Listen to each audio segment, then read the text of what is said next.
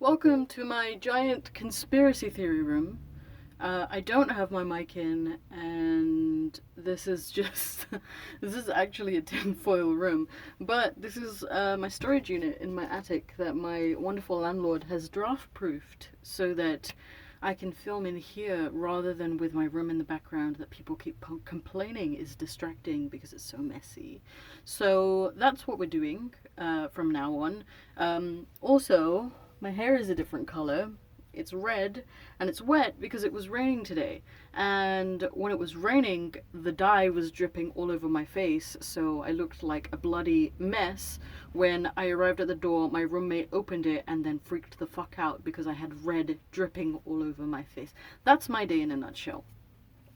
I just want to make it very, very clear that I am not quite ready to return to YouTube, but we've had a lot going on, and I just want to make one thing very, very clear. My assertions here have nothing to do with introverted smiles. I don't know why he's having a mental breakdown online where this piece of hair is just not complying with me. I don't know why he's having a mental breakdown. I don't know what's going on with him.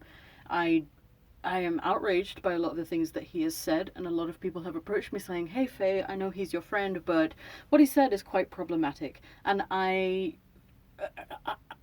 can't disagree with that. It is extremely problematic, and I do not agree with anything that he has said, and I have spoken quite openly about him. But that's not what this is about. What this is about is we're talking about the ex-Muslim community. And I just want to reiterate, I'm not ready to come back to YouTube just yet. I'm still working on a few things. I'm still working through what I'm realizing now is a seasonal spike in depression. So I'm working through that. I'm currently in therapy. That's been ongoing since, I don't even know, middle of COVID season. So I kind of want to keep focusing on myself, but I just wanted to put this short message out. And I kind of want to make this a series because I've been in the ex-Muslim community for about over a year, and there have been a lot of things that have been good. There have been a lot of things that have been good, and I just want to preface by saying that I am not leaving the label behind, I am not leaving the community behind, and we are going to go into it being a community in this video, and that's what the focal point of this video will be. But there are a lot of things that have also gone wrong, and we're going to dive into a lot of different topics that I don't really know how to deal with anymore. I've been going back and forth on whether or not to make this video. I had initially thought that I would just make one long blow-up video that's like 2 hours long about everything that I've found wrong with the ex-Muslim community, but that's too taxing on my brain, and also I feel like I would have to edit that down, whereas with this video I can just upload it raw and not have to think about it again. But the first thing, when I'm annoyed already. So I had posted a tweet about a week ago about me not being surprised that people leave the ex-Muslim label behind, and I got a plethora of responses. It got some traction, but I did notice a lot of corresponding sort of tweets that said sort of the same thing, that the ex-Muslim community is not a community. Just because a community is dysfunctional does not make it not a community. The ex-Muslim community is a community, because there's one thing that binds us all that makes us a community. I'm sorry to fucking break it to you, but every time someone brings up a problem in this community, people rush to say, we're not a monolith, we're not a community. You think when we address the Muslim community, when the Muslim community addresses the Muslim community, that we're all assuming that they all agree on everything, that there isn't some diversion, huge diversions in those ideas?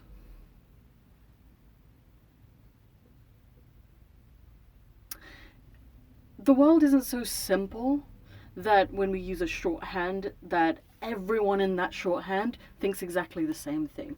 Just because we are very, very individual in the way that we think, and we are dysfunctional as a community does not stop us from being a community.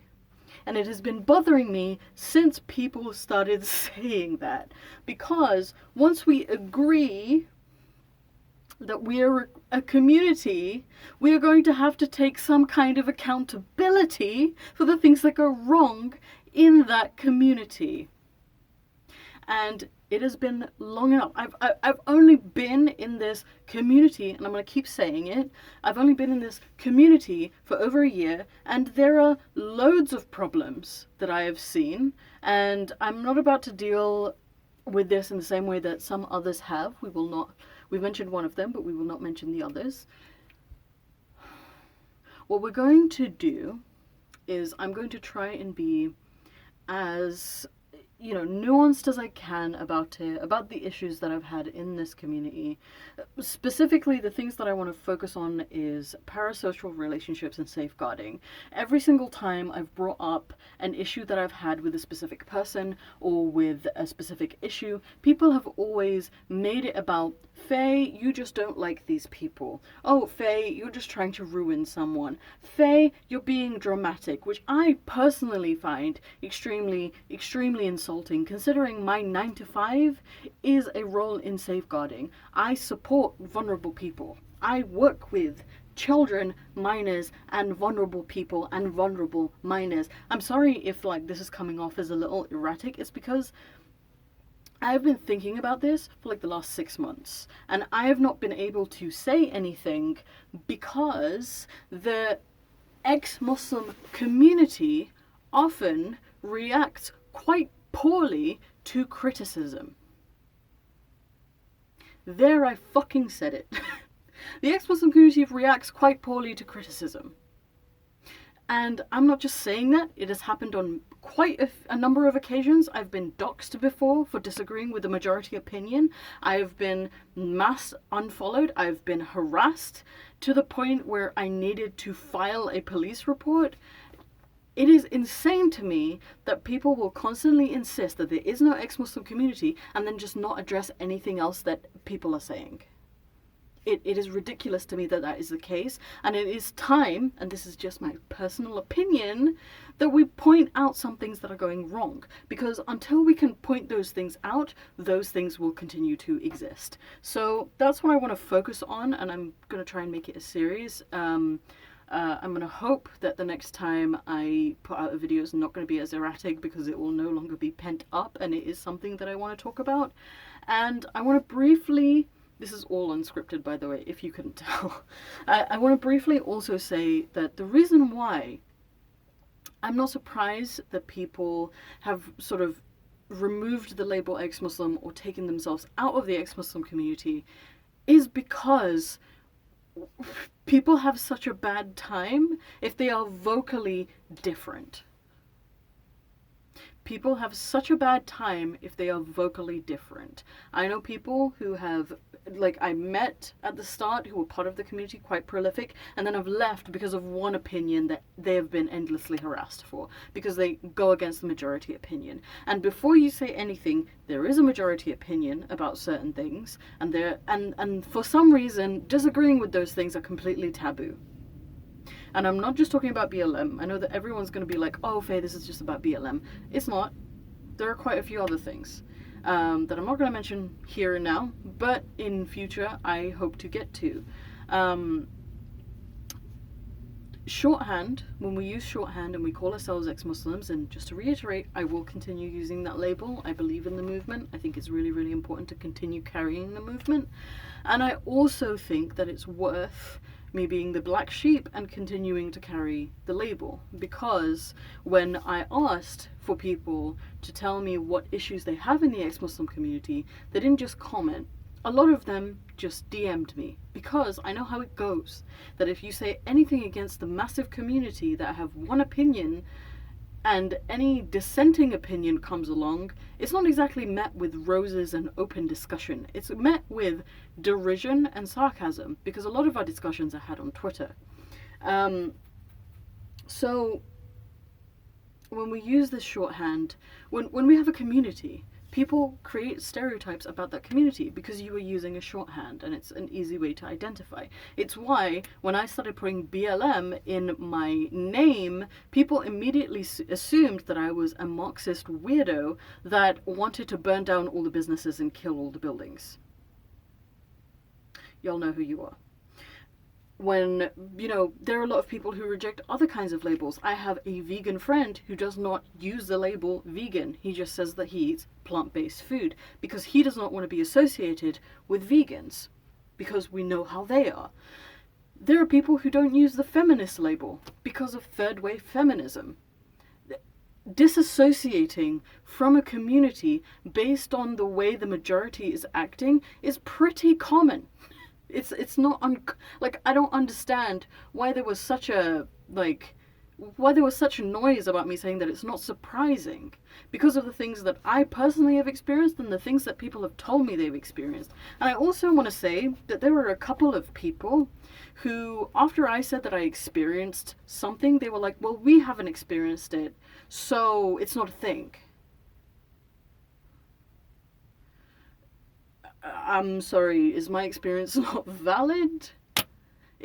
Are other people's experiences, just because they haven't voiced them, not valid? Hello? This is ridiculous. The ex-Muslim community is a community, albeit dysfunctional as fuck. Dysfunctional as fuck. It is a community. People are leaving the label because of a majority view or a majority group that exists within the ex-Muslim label, or not even a majority view, just people who have congregated by having a mass following that perpetuates similar views. It's not even that it's a majority view, it's just that people with a bigger platform seem to have similar views. And the last thing I want to reiterate in this video is that just because you haven't experienced something difficult while being in the ex-Muslim community does not mean that those difficulties don't exist. And the fact that people aren't coming forward to share those difficulties is not a good thing. It's a bad thing. It's a bad thing that people are afraid to criticize to the point that, they won't criticize, they'll just leave. Because that means that those issues remain unresolved, remain just hidden under a carpet, like all of our families did, with our drama, that instead of addressing it and actually trying to solve the problem or address the problem or even just shine a spotlight on it, they would just hide it in their closet with all the other skeletons. It's not a good thing that people aren't coming forward with their issues. Even me, I have had plenty of issues while being in this community. I'm not going to leave, but I did seriously consider it because making this video, I thought I would get a lot of backlash because of the backlash that I have gotten before for disagreeing with a majority opinion that a lot of big ex-Muslims have had. And maybe that's not what they intended. I'm not saying that that's what a lot of large platformed ex-Muslims have. Maybe that is not what you intended at all. I'm just saying, because of parasocial relationships, because of the way social media works, that is what has happened with me and with several others. I hope that this video has been somewhat informative, if a little erratic, and I do want to get back to making more videos, not just along these lines, but just more fun stuff as well. Tell me what you think of my tinfoil room. I do want to cover these walls so that they're not tinfoil, and I was thinking that if you guys have things that you want me to put up here, you can leave a suggestion, DM me some pictures, make some fan art for me. I would love to showcase them in here because the walls are pretty bare, and I kind of really love it here. A couple of people are going to come over and figure out what they want to do to it. It's a pretty small space, but I kind of dig it. I also have this board that my best friend Alicia gave me, and you can follow, like, share, subscribe on everything. This makes my job a lot easier than having to actually say that you should like, share, and subscribe. Also, all of the links for these are in the description below. Make sure you click on them. I've made your life easier. Please do remember to subscribe. Please do remember to like. And if you have anything to say to me, good, bad, ugly, say it. Better out than in. Thank you for watching this video, and I know I've also gotten quite a few subscribers from my interview with Apostate Prophet. If you have not seen that yet, please do. It is the first interview where I do not cry, which I think is a major win for me, because every single interview I've given I have cried in. But yeah, I know a lot of subscribers have come from there, and if you're watching this video like, oh my god, what have I signed up to? You may leave if you don't like it here. I won't hold it against you. You know, we're just here to have some fun and sometimes talk about some serious stuff. Most of the time talk about some serious stuff, but while having some fun.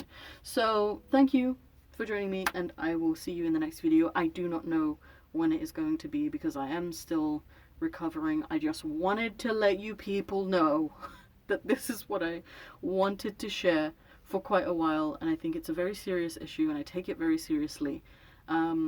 And hopefully I will come out with more stuff. So thanks and goodbye.